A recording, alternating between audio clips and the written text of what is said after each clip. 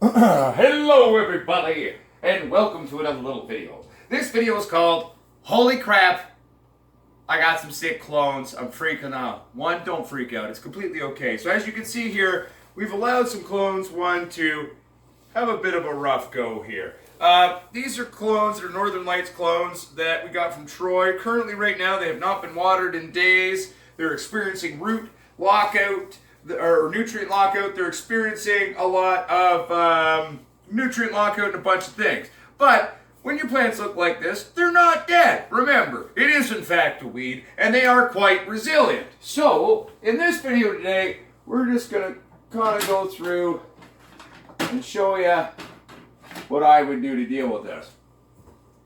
First step first is we're going to go through and trim out all of the dead growths. Dead growth is going to be anything that is either brown and totally crunchy or on its way there.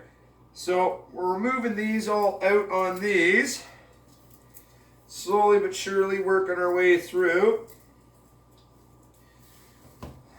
Removing everything that looks a little gross, okay? Now, one thing that we could do too as well is come through and clear out our bottoms here. But for where I'm at, for the size of these plants, I'm not going to worry about that as much.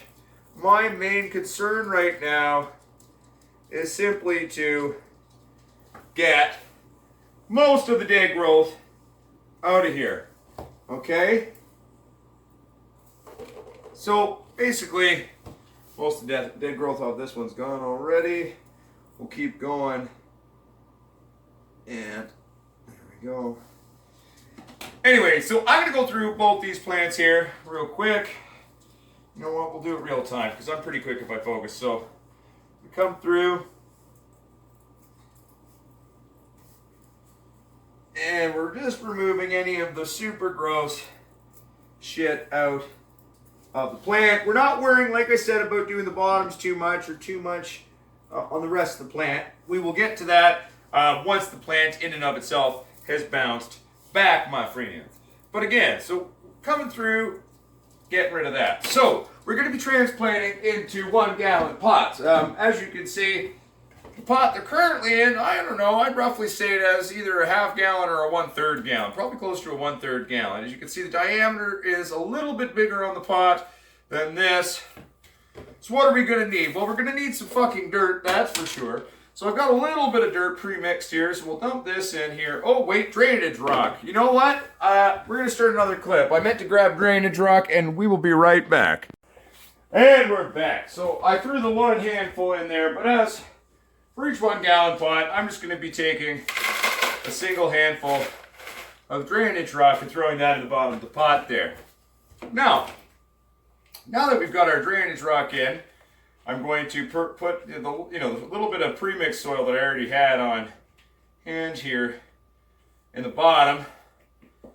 Now what we're going to do is we're going to get some more dirt. For these ones, I'm using a little of the Pro Mix's vermiculite.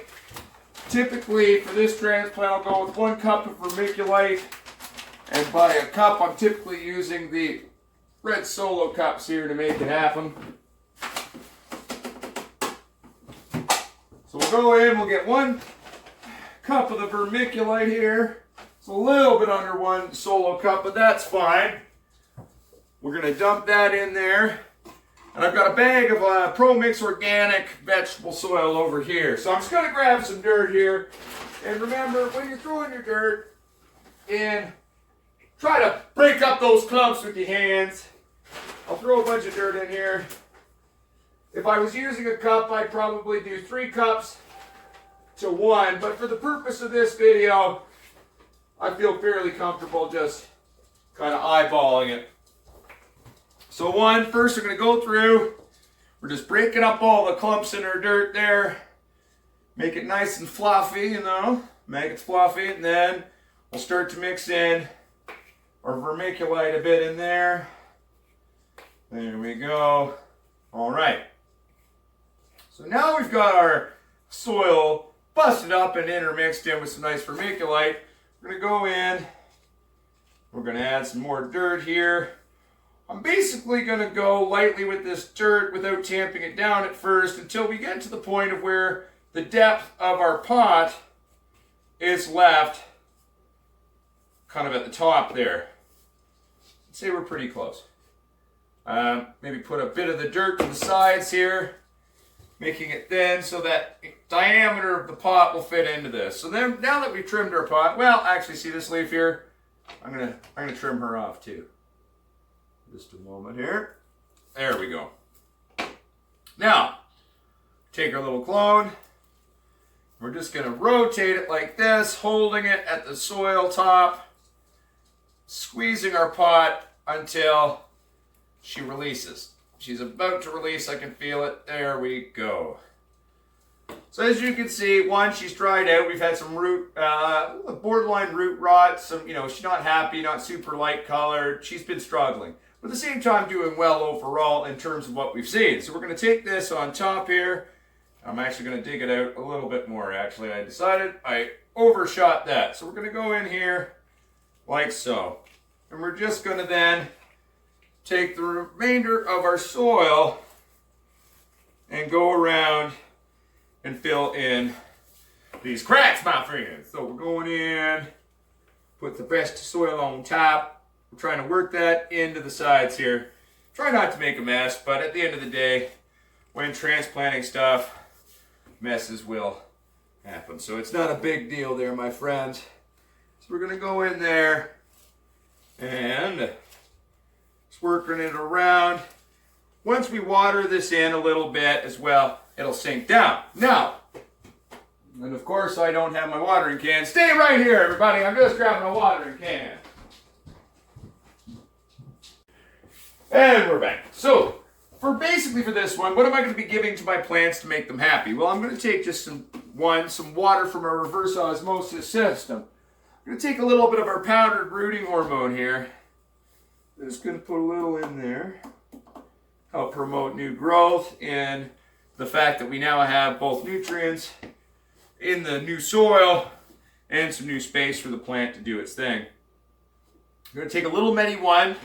If you're going to measure it, probably just half a teaspoon or a teaspoon at maximum to the 2 liters of water that we can do in this jug.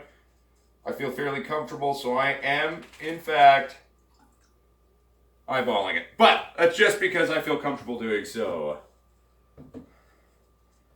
And then a little Pro-Cal there, or most people call the product Cal-Mag. This is Pro-Cal, same product. This is just what Green Planet calls their stuff. I'm going to do a little drip in there. Again, 1/4 to 1/2 of a teaspoon in there. And we're going to fill that all up. Rooting hormone powder is partially hydrophobic. Not quite as partially hydrophobic as cannabinoids themselves are. You can eventually get it to dissolve into water. It just takes a bit of attention to it. So what I'm going to do is I'll fill up my watering can to a certain point, and then I'm going to give her a good old stir just to make sure that everything's dissolving nicely. I'm just stirring it, just giving a little stirry poo here.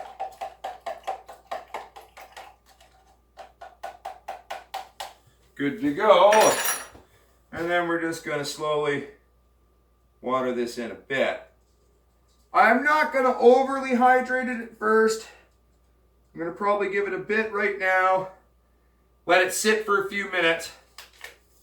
And then bring it up to full hydration to where it comes out the bottom in probably about 1/2 hour. I am just going to do a partial hydration on that. And like I said, we will bring it up to full hydration on the next one. So, simply put, drain the rock in the bottom, fill it up, put it in, trim your leaves, new soil. We're using the organic pro mix there, a little vermiculite mixed in. Bring it up, top it up, water with a bit of powdered rooting hormone you've dissolved in your water. I personally put a little mini one, a little Pro-Cal in there this time, just to help with the fact that they're not overly happy. And that is basically, my friends, all that is required to bring back your plants that may be having a bit of a hard time in terms of clones. Hell, it works for things that are in seed too. For classical root lockout, it's going to start at the bottom, and you're going to see it start cannibalizing the bottoms to feed its tops. This plant's obviously got a little bit more wrong with it, but at the end of the day, that doesn't mean it's dead, doesn't mean it's gone. Don't freak out. Just take care of it and do what you know you need to do. So I'm going to go through, I'm going to finish this off, but that's the end of this video. Again, don't freak out, trim it up, new pot, a little good feed, a little bit of good soil, some proper drainage, and a little bit of love. And those weed titty plants are going to bounce back just fine for you, because at the end of the day, it is a fucking weed, and it's very hard to kill. And a little bit of stress or stressing it out at points in its life isn't necessarily a bad thing. As long as it doesn't hurt me on you, it often can lead to better end results. Greater yield, greater potency. But anyway, my friends, thank you for tuning in to Potsquatch Growers. We are also beginning to load everything up on the YouTube because, well, I'm pretty sure I got a feeling in February that YouTube's going to start bringing all of our channels down. So I will begin continuing building our premises, shall we say, on the weed tube, as well as backing up all of our content and going forward. But my friends, stay real, stay cool, stay you. The true grower is the forever student. A lot of people in the world are coming after us right now in different countries as well as YouTube. But guess what? It does not gonna stop us. We the wee teddy people. Keep it real and I love ya. Rock and roll, everybody.